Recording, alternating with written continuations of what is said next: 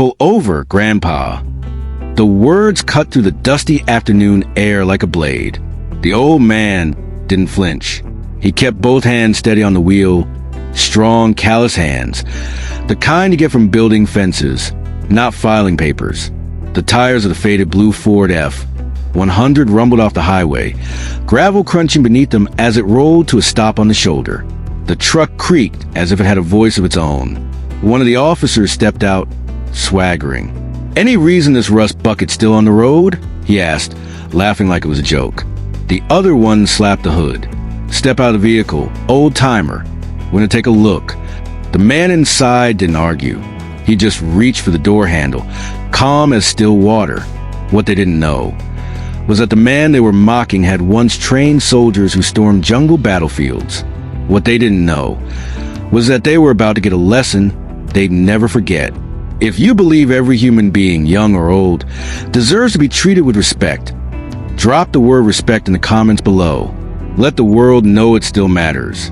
And don't forget to like this video and subscribe. Stories like this are how we remind each other to be better.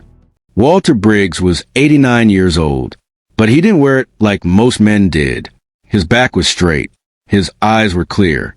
And on that particular morning, his hands gripped the wheel of his 1964 Ford F-100 like he'd done for decades, steady, deliberate, and familiar. He was on his way into town like he did every Thursday.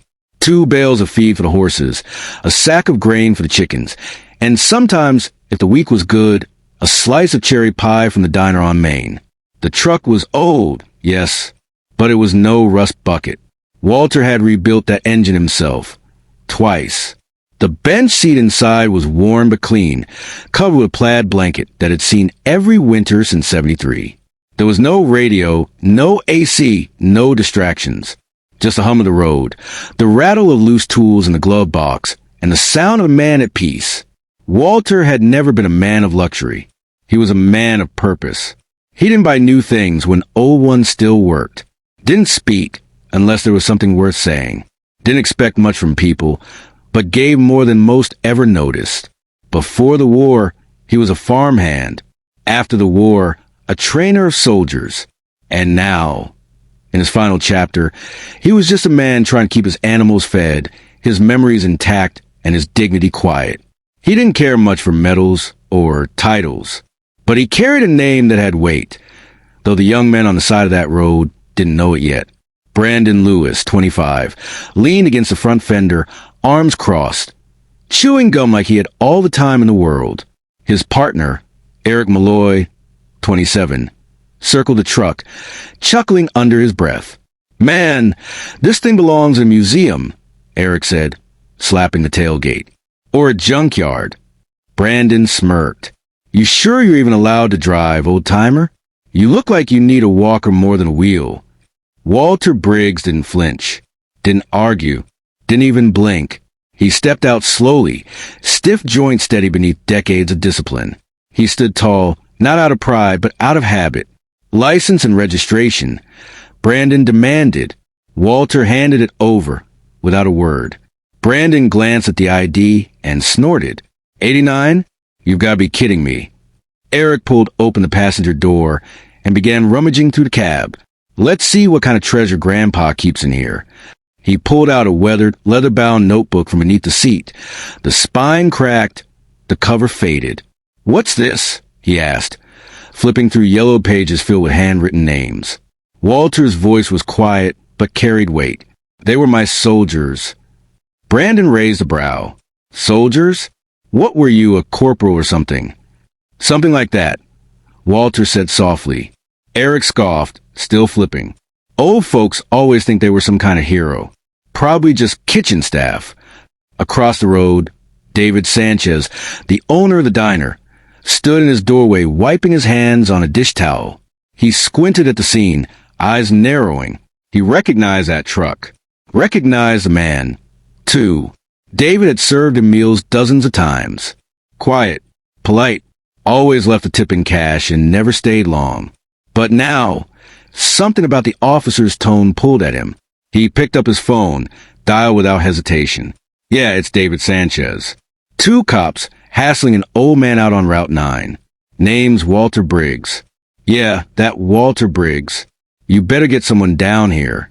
He hung up and stepped back inside, but his eyes never left the window. Outside, the teasing continued. But Walter just stood there, hands clasped behind his back, as if he stood in that same position 1,000 times before, in jungles and barracks, on tarmacs where the stakes were far greater than the bruises of today. The wind shifted. Dust swirled around the tires. And for a moment, the road went quiet. Then came the click of a phone camera. Then another, and another. A passing minivan slowed. A pickup pulled to the shoulder. Windows rolled down. Faces appeared. The scene, an elderly man surrounded by 2 uniformed officers, drew attention like a magnet. Whispers floated between strangers like pollen in the breeze. Why are they hassling him? Is he okay? Looks like he's barely holding himself up. Some chuckled, others frowned. But the energy was shifting, from amusement to unease. Walter remained still. He didn't protest, didn't raise his voice. His silence was more dignified than defiant.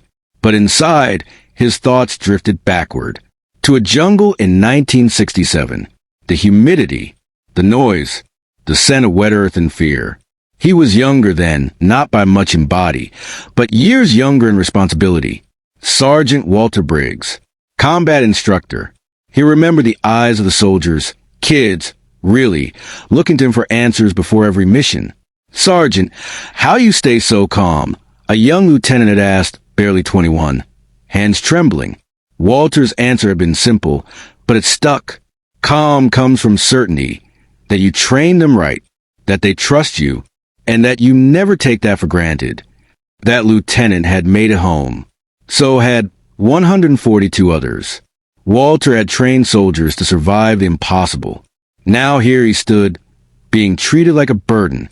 He didn't say a word as the crowd grew. He didn't need to, because something else was coming. Something these officers weren't ready for. And it was riding on 4 black wheels with government plates. The hum of engines had faded into background noise, until a new one roared into the scene. Deep, powerful, purposeful.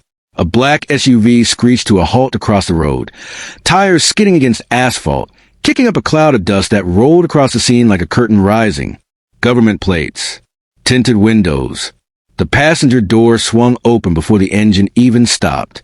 Out stepped a man whose presence made the air shift. Broad shoulders, for stars gleaming beneath the harsh sun. Impeccable uniform, eyes hard as granite. General Marcus Hayes. He marched across the road, jaw locked, voice steady and thunderous. Which one of you pulled over Colonel Walter Briggs? Brandon and Eric froze. Brandon opened his mouth, but nothing came out. Walter looked up. Recognition flickered in his eyes. Bobby Hayes, he said quietly. The general stopped, stood at attention. Then he saluted. Sir. The crowd hushed. Phones now aimed not at the elderly man, but at the 2 officers shrinking behind their badges. This man, General Hayes said, is the reason I'm alive. The reason 500 men made it home. You just humiliated a legend. Eric dropped the notebook. The pages scattered at Walter's feet, like autumn leaves. Brandon looked like he wanted to disappear. Colonel Briggs was my instructor at Fort Benning. Hayes continued. Bronze Stars, Silver Star, Legion of Merit, 42 years of service, Pentagon advisor, classified missions, and you treated him like a vagrant. Walter slowly knelt, picking up each page one by one, carefully, respectfully, as if gathering fallen comrades. You saw an old truck, Hayes said. You saw wrinkles. You didn't see sacrifice. And that is the real disgrace here. The wind stopped. So did the murmurs. The only sound now was the voice of General Marcus Hayes, cutting through the silence like a flag being raised. Colonel Walter Briggs served in 3 wars. He trained officers who became leaders of men. He saved lives, mine included, on foreign soil where chaos reigned. He turned to the officers, his voice sharper now. He was awarded 2 Bronze Stars, a Silver Star, and the Legion of Merit. 42 years of military service, including 10 as a Pentagon consultant. Missions you'll never read about. Sacrifices you'll never fully understand. The crowd listened, rapt. The officers stood frozen, the weight of their mistakes sinking in. Walter simply raised a hand. His voice was calm. "That's enough, Bobby." "Sir, with all due respect." "I'm not the legend here," Walter said, eyes steady. "The real heroes are the 143 names in that notebook, the ones who made it home. I just did my job."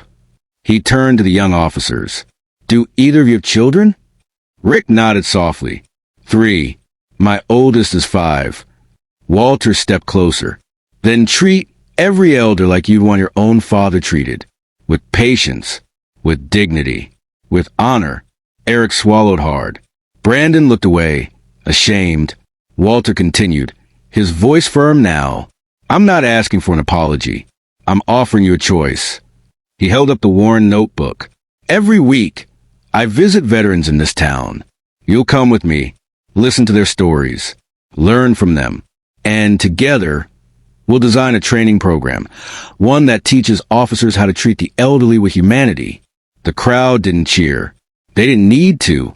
The real shift happened in silence, in the humble posture of 2 men given a second chance. A week later, Rick Malloy knocked on the old wooden door of a modest house with a white fence and a hummingbird feeder, swinging gently from the porch. Brandon Lewis stood beside him, holding a notepad but not knowing what to expect. Walter Briggs opened the door, smiled faintly, and stepped aside. "Come in, boys. Coffee's on the stove." The living room smelled of cedar and history. Framed photos lined the walls, black and white shots of soldiers, color prints of grandkids, a folded American flag in a shadow box above the fireplace. Their first visit was awkward. Brandon hardly spoke. Rick asked polite questions, scribbling into his pad, unsure what to write. But by the 3rd week, they stopped taking notes and started listening. They visited nursing homes, veterans' halls, front porches. They shook trembling hands, heard stories of D-Day, Korea, Fallujah, and in every voice, they heard echoes of something they'd overlooked: dignity. One day after lunch, Brandon stayed behind. He waited until Rick had stepped out before speaking. "Sir, I've never had anyone teach me like this. No one's ever mentored me before." Walter looked at him for a long moment, then walked to a dusty shelf and pulled down a thick binder. "This is a leadership manual I wrote years ago for young officers who didn't have someone to guide them. I never published it, just gave it to the ones who wanted to grow." He handed it to Brandon. "Now it's yours." Inside were pages filled with lessons, battle-tested wisdom, and personal reflections in the margins. Brandon held it like it was something sacred. "I'll pass this on, sir. I promise." Walter nodded. "That's how it works, son. We grow and then we teach." 3 weeks later, Officer Rick Malloy stood in front of a polished wooden desk at the county sheriff's office. In his hand, a manila folder thick with reports, testimonials, and data. Across from him sat Sheriff Carol Denning, a seasoned lawwoman with silver streaks in her hair and eyes that missed nothing. "What have you got, Malloy?" she asked, flipping open the file. Rick cleared his throat. "Since we started the community respect training, specifically focusing on elderly engagement, complaints tied to officer conduct during stops have dropped by 60%. She raised an eyebrow. "That fast?" "Yes, ma'am." Rick nodded. "It's changed how we approach people, especially older folks." She skimmed pages filled with quotes from veterans, widows, caregivers, even a few from former critics of the department. The tone was clear. Something had shifted. "And this part here," she said, pointing to a highlighted section. "Weekly veteran visits?" "Every Friday. Me and Brandon, Officer Lewis, we sit and listen. We're learning who these people really are before they become just another stop." She closed the folder with a nod of finality. "Effective immediately.